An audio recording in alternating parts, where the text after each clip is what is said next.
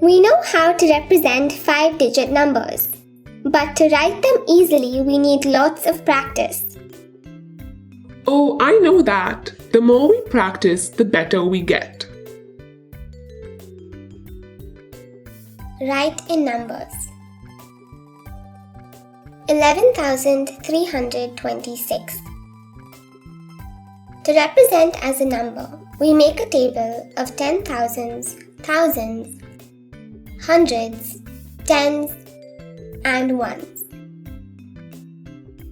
There is 1 10,000, 1,000, 3 hundreds, 2 tens, and 6 ones.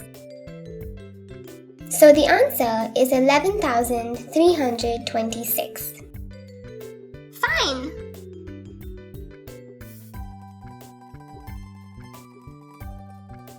$23,439. To represent as a number, we make a table of 10,000s, thousands, hundreds, tens, and ones.